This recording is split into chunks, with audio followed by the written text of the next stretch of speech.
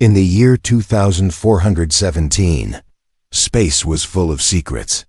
One of them was hidden deep inside a cold, metal station floating near the edge of the galaxy. The place was called Biostation Delta, a secret lab, a prison, and a testing center for alien lifeforms. Most people feared it.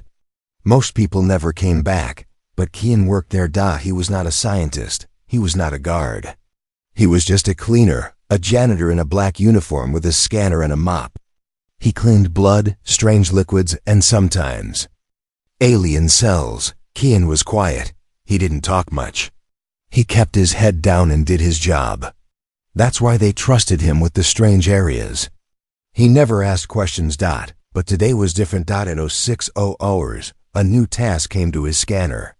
CELLB-13. Special clean order. High security, no contact. Kian looked at the message twice. B13? That was a restricted zone. He had never cleaned there before. A voice came from his earpiece. Do not touch the subject. Do not speak to it. Just sterilize the cell. 10 minutes only. Kian took a deep breath and walked down the long hallway. The lights above flickered. The doors hissed as he passed. He reached cell B13. The door opened with a slow, loud click. The air inside was cold and quiet. He stepped in. Inside the glass cell, something was lying on a metal bed. It was a girl, but not a human girl. Her skin was blue, not painted, not tattooed, but glowing softly like moonlight. Her hair was silver, long, and floating slightly, like it was underwater. Thin wires were attached to her arms and neck. Her eyes were closed. Kian stopped. His heart beat faster. She looks beautiful. He whispered without thinking. The cleaning robot beside him beeped. Sterilization process started. Please begin wipe down. He shook his head, picked up the sterilizing spray, and began cleaning the floor and walls. He tried not to look at her, but it was impossible. Something about her glow. It was warm. It didn't feel alien. It felt sad. He moved closer to the glass. Suddenly, he noticed something. A burn mark on her wrist. Like someone had hurt her. And then, a tear rolled down her glowing cheek. Kian froze. She was awake. Her eyes opened bright. Violet, glowing softly, like starlight trapped in glass. For a moment, neither of them moved. Then she spoke. Her voice was soft, shaking. Please, help me. Kian looked around. Cameras were in the corners. Red lights blinked. Someone was always watching. He took a small step forward. Who are you? He whispered. She looked into his eyes. My name is Lyra. They are going to destroy me. Suddenly, a sharp alarm rang in the room. A red light flashed above him. Rule. Violation. Unauthorized interaction. Kian jumped back. The door behind him locked with a loud clang. His earpiece buzzed again. Kian, leave the cell, now. He looked at Lyra. She was breathing fast. Her hands were shaking. The wires on her body were glowing hot. They will come for you too. If you talk to me again, she said. But if you don't, I will die. The lights above flickered again. The camera in the corner turned toward him. Kian turned away, picked up his tools, and walked to the door. It hissed open. As he stepped out, he looked back one last time. Lyra was watching him, her eyes full of fear and hope. Kian walked down the hallway, heart pounding. He had seen many things in Biostation Delta. Ugly things, scary things. But never something like her. His scanner buzzed again. Report to supervisor for questioning. Kian didn't care. His mind was full of her voice. Her eyes, her pain. And one question wouldn't leave him. Why was an innocent alien girl being kept like a weapon? Asterisk. The night didn't feel like night on Biostation Delta. There were no stars, no sky. Just cold metal walls, buzzing lights, and the soft hum of machines. But inside his small pod, Kian was wide awake. He stared at his hand, right there. On his skin a tiny blue dot, glowing like a star. It hadn't been there before. It pulsed slowly. Like it was alive. What did she do to me? He whispered, but deep down, he already knew this had started when he looked into her eyes. When she said, "Help me." The next morning Kian's schedule said, maintenance level 3, but his feet took him somewhere else. Back to cell B13. He didn't know why. Maybe curiosity, maybe something stronger. But part of him felt pulled, like an invisible thread was pulling him toward her. He walked slower, looked around. No guards. No noise. The cell door was locked, but the window panel was still open. He peeked inside. She was awake, sitting up. The wires were still attached to her, but her glow was dimmer now. Her shoulders shook like she was cold. She looked at him. No fear, just calm. Like she had been waiting. "You came back," she said. Softly. "I'm not supposed to," he replied. "Then why are you here?" Kian didn't answer. He didn't know that the bond begins. He pressed his hand against the glass. She looked down at the same hand. Slowly, she lifted hers and placed it on the other side of the glass, matching his dot in that moment. The glow returned. Brighter than before. And something strange happened. Kian saw flashes, not with his eyes, but inside his mind. Mountains floating in the sky. Tall towers made of light. Children laughing in a glowing river. And then fire. Screams. Soldiers. Chains. Pain. He stumbled back, his breathing fast, his heart racing. What was that? He asked. "A memory," Lyra said. "I showed you my home." And how it ended. Kian sat on the floor, his back against the wall. He didn't understand everything, but he knew one thing. She wasn't dangerous. Someone else was. Truth inside the cell. Lyra began to whisper. "They say I'm a weapon. But my people were healers, not fighters. We shared energy. We connected with minds. But when the war started, humans came. They didn't want peace. They wanted power." Kian frowned. "Not all humans are like that." She looked at him. "You're different. That's why you heard me. That's why we're linked now." Kian remembered the blue dot on his hand. He rubbed it. It was still glowing. "What does this link do to me?" Lyra's eyes dropped. "It connects us. Feelings, pain, thoughts. It's not safe for you." The link wasn't ready. "If the bond grows too fast, you might not survive." "So I'm going to die?" he asked, voice low. "No," she said. "Not if we escape." Warning in the shadows. Suddenly, a light blinked in the hallway. Footsteps. Someone was coming. Kian stood up fast. His heart thumped. "I have to go," Lyra nodded. "Don't speak of this.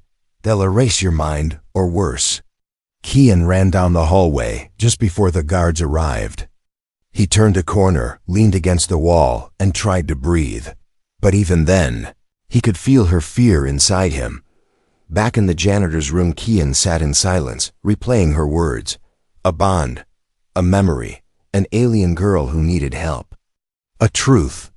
The station was hiding. He opened his toolkit, found his old datapad. Connected it to the system. Access, level 3 logs. Subject B13. Access denied. He tried again. This time using a guard's stolen code he once found inside a broken glove. Access granted. What he saw made his blood run cold. Subject B13. Energy type. Biological weapon. Linked contact unstable. Extraction to begin in 72 hours. Extraction? They were going to take something from her. Maybe her power. Maybe her life. And Kian knew he didn't have much time. Pain, but not his own. Kian dropped the metal tray he was carrying in the hallway. His knees hit the floor. His breath stopped. In his chest sharp burning pain. In his arms coldness like ice. And in his mind a whisper that was not his. "They're hurting me. 30 seconds later, the pain was gone. Like it never happened, but Kian's shirt was soaked in sweat.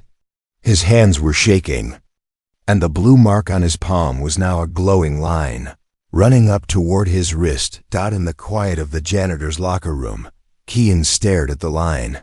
It pulsed softly, like it had a heartbeat. "What is happening to me?" he whispered. A small spark flashed at the edge of his vision. For a second, he saw a metal room, a needle, and Lyra screaming. Then it was gone. Not a dream, not imagination. It was real. She was feeling pain, and now, so was he. A link with no off switch that night. Kian accessed the lab files again. This time, he looked deeper into old science records. The word came up again and again. Soul bond sync.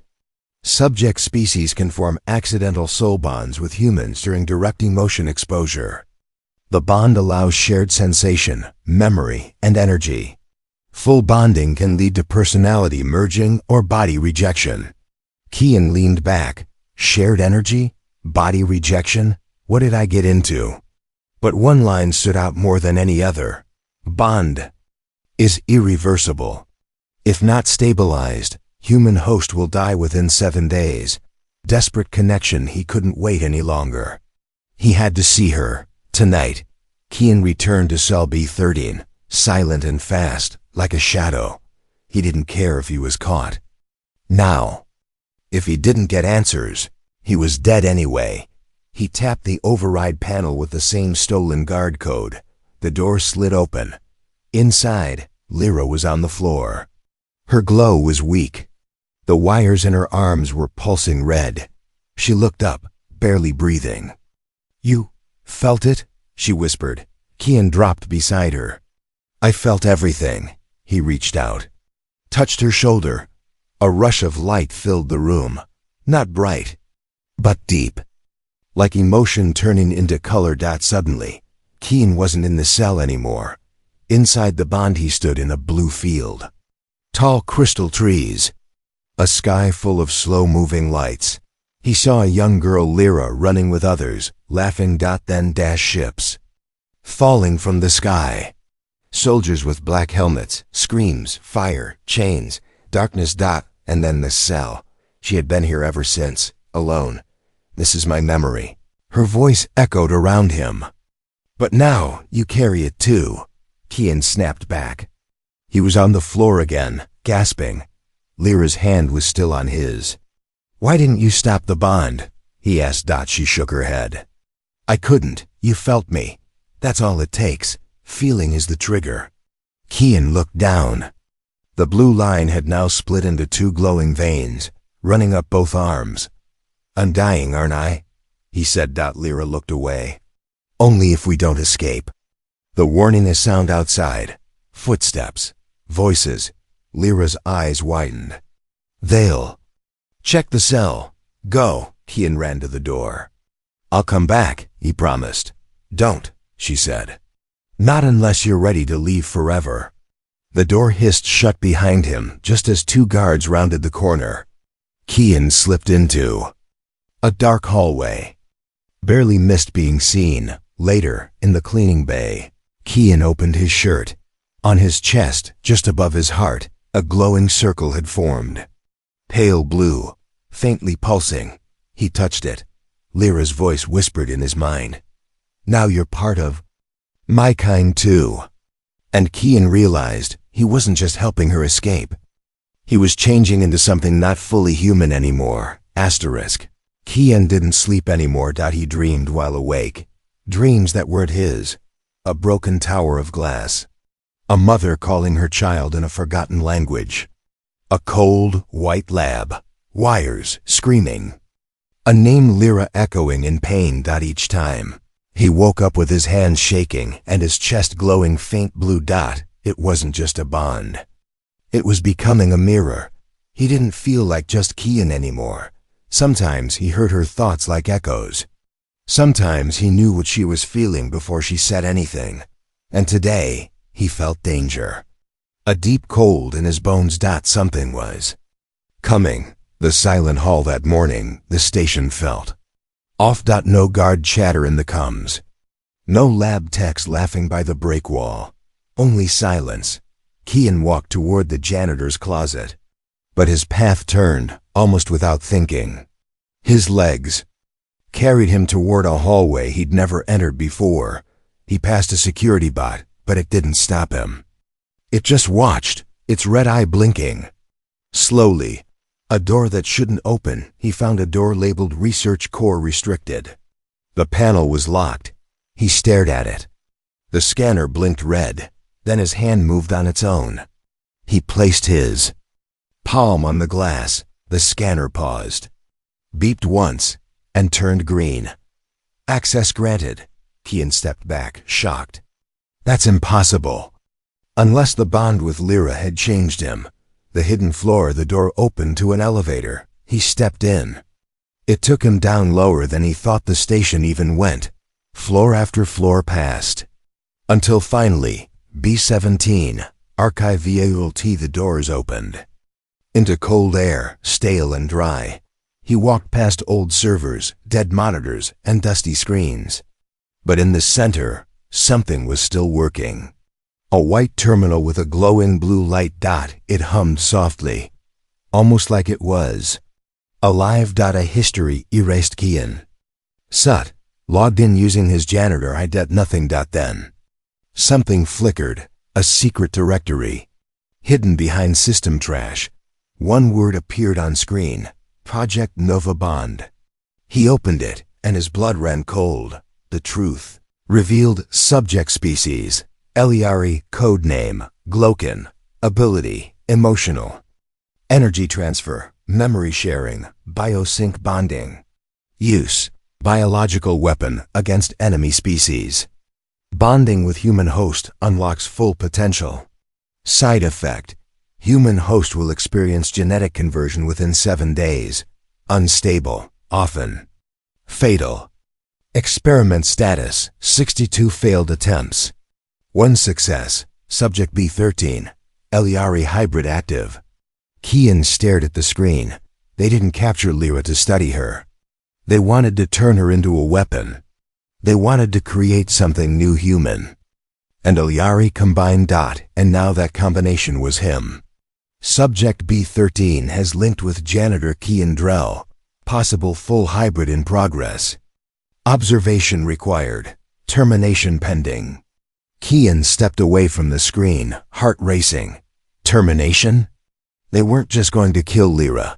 They were going to kill him too. Footsteps, voices, alarms. Suddenly, lights flickered. Footsteps echoed in the hallway above. They knew he was here. Kian backed away, turned to run, then stopped. One more screen lit up behind him. It was a video feed.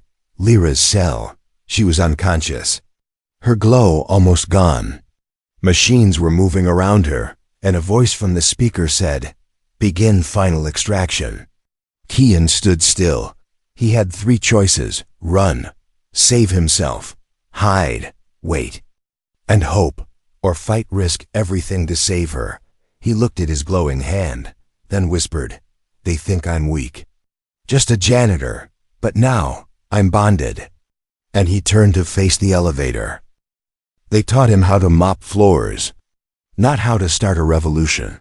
But tonight, Kian Drell, the quiet janitor of Biostation Delta, had one mission: steal an alien girl, escape a military lab, and survive a bond that was rewriting his DNA, all before morning. T-3 hours until extraction. The station lights had dimmed to night mode. Blue-white beams flickered low. Guards were relaxed, scientists gone. Cameras set to auto. Perfect for someone with a plan. Kian moved through shadows like he'd worked here forever. Because he had. Nobody looked twice at a janitor, but tonight his cleaning cart held more than wipes and spray. Underneath, stolen guard gloves, a plasma torch, MP patches, and one small injector. If the plan failed, he'd inject the virus into the core and bring the whole station down. The cart, the key, and the cell. Kian rolled his cart towards cell B-13. He passed 2 guards, nodded, smiled. One of them yawned. The other didn't even glance up. Janitor pass is the best disguise in the galaxy, he whispered to himself. He reached the door, swiped the stolen glove across the panel. Green light. Door unlocked. Inside, she was still unconscious. Lyra's skin flickered weakly, the glow fading more with each breath. The machines had started extracting her energy. Her body trembled. Kian didn't hesitate. He moved to the cables, pulled the first wire, then the second. The alarms didn't go off, because earlier that day, he'd already reprogrammed the sensors. She stirred, eyes opening halfway. Kian, you came back. I told you I would, he said. Plan phase 1. Disguise. He pulled out the M patch and slapped it on the far wall. A short pulse. The cell cameras blinked out for 22 seconds. He used the time to dress Lyra in a biosuit jacket. Threw a lab coat over her, covered her glowing skin as best he could. She couldn't walk yet, so he placed her in the false bottom of the cleaning cart. Just hold on, he said. We're almost out. Plan phase 2. The distraction at exactly 2 o'clock. Just as he reached the central hallway, an explosion rocked the far side of the station. Fire alarms blared. Lights turned red. Security bots rolled out in every direction. Kian didn't look back. That explosion was no accident. He'd planted a plasma tank rigged to blow in the old engine bay. Plan phase 3. Steal a ship. He entered Hangar Bay 3. The smallest transport ship was still on standby. He moved fast. Pushed the cart up the ramp. Locked the door behind him. Inside, Lyra tried to sit up. I can help fly, she whispered. Can you? Kian asked. She touched the control panel. Her fingers glowed. The ship's screen lit up instantly. I told you, she said with a faint smile. We were made for connection. The chase begins just as the ship lifted off. An alarm screamed across all decks. Unauthorized launch. Hangar breach. Subject B-13 in transit. They know. Kian shouted. Lyra's eyes went dark. Then we fly faster. As the stars turned outside the ship window, as the engines roared, and the guards prepared to chase, Kian looked at his arm. The glowing veins had reached his shoulder. And now his eyes reflected the light too. They didn't just bond us, he whispered. They turned me into something new. And for the first time, he wasn't afraid. Space looked peaceful from the outside. Endless stars, silent black, no war, no screaming alarms, but inside the stolen ship, a storm was growing, not in the engines, not in the controls, but inside Kian. He stood in the cockpit, chest rising fast, sweat on his forehead. His veins glowed blue all the way to his neck now. His pupils were no longer black. They were violet like hers. He wasn't just running anymore. He was changing, and every second, the ship felt more alive. Like it could hear his thoughts. Lyra, fading behind him, Lyra lay on the floor of the ship's core chamber. Her glow flickered like a dying candle. We need to shut down the trackers, she whispered, before they find us. Before they kill. You. Kian knelt beside her. Tell me how. She pointed weakly toward the walls of the chamber. This ship. It's not normal. It was made using our energy, our technology. Its heart is part of me. A living Korkian stepped toward the control rings. They weren't made of buttons or screens, but living crystal, pulsing with soft light. They responded to emotion, not code. What do I do? He asked. Lyra's voice echoed faintly. You feel, you focus. You let the bond open fully. But it will hurt. Kian placed his hand on the core, and everything exploded. The vision. Storm flashes of memory hit him like lightning. Lyra's mother, dying in chains. Scientists pulling her from a stasis pod. Lyra screaming in silence as they injected her with tracking metal. Then, Kian's own life. His brother dying in the food riots. being labeled janitor class. Years of silence. Obedience. Emptiness. Now, those two pasts melted into one. And the core responded. The ship shook violently. Lights turned golden. A sound rang out, not mechanical, but musical. A low, living hum that filled the chamber. Connection complete. Lyra gasped. Her glow surged. You did it, she said. Voice weak but clear. You activated the core. We're invisible to their scans now. Kian's legs gave out. He fell beside her, exhausted. What now? He whispered. She looked at him, tears in her eyes. Now I give you what's left of me. The sacrifice. Lyra reached up, touched his chest where the bond mark now looked like a blue star. If I share all of my energy with you, you will survive. But I may never wake up again. Kian shook his head. No, we'll find another way. There is no time, she said. You are the only one who can carry me forward. If you live, my people live. Her fingers glowed brighter, light pouring from her hands into his chest. Kian screamed, not from pain, but from the sheer force of memory, power, and love. And then, silence. When he opened his eyes, the room was empty. Lyra's body was gone. Only her voice remained in his mind. Now you are both of us. Kian stood at the front of the ship alone, but no longer just himself. The stars outside didn't look the same anymore. They shimmered brighter. They pulsed like a heartbeat, his heartbeat. And the silence? It was gone. Now there was a voice. In his mind, not loud, not frightening, just there. Always there. Lyra, you didn't lose me, she whispered inside him. You became me. Not human anymore. Kian looked down at his hands. His skin still looked human, but not fully. Veins glowed faintly under the surface, like blue lightning beneath glass. His senses were sharper. He could hear stars, feel magnetic pulls, sense heat patterns behind walls. He could feel ships nearby. He didn't know how he just could. This is what you gave me, he said aloud.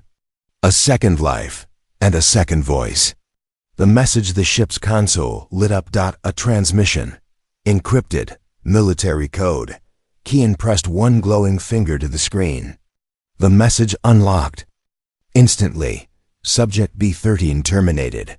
Human host remains active. Ship detected. Order. Eliminate on sight. Kian laughed once, soft, dry, tired. You think you killed her, but you gave her wings. The choice. He could run. The galaxy was wide. He could hide in the dark edges where scanners never reached. But something burned in his chest, not anger, not fear. Responsibility. Kian walked back into the core room. Stood where she had fallen, where her energy still hummed, soft and warm. He reached out, placed both hands on the crystal console. And for the first time, the ship fully awakened. Fusion complete. Panels glowed all around. The floor rose beneath his feet like a living pulse. The ship read his thoughts before he could speak them. Destination? It asked, in her voice. Kian closed his eyes. Anywhere they're hurting someone like her. Anywhere they keep light locked in cages. He wasn't alone. Suddenly, behind his eyes new lights began to flicker, like sparks in a dark room. Other minds. Other voices. Faint. Far. But waking up. Other bonded. Other experiments. Other survivors. Lyra, he whispered, there are more of us. I told you, she answered inside him. We were never meant to be weapons. We were meant to connect. The ship shot forward, stars stretching into streaks of light. Behind him, alarms across Biostation Delta screamed. But they were too late. He was already beyond reach. Kian human. Alien, hybrid. No longer afraid. No longer just cleaning up someone else's mess. Now he was something new. Something dangerous. Something beautiful. Something free. They wanted a weapon, he said. They made a voice.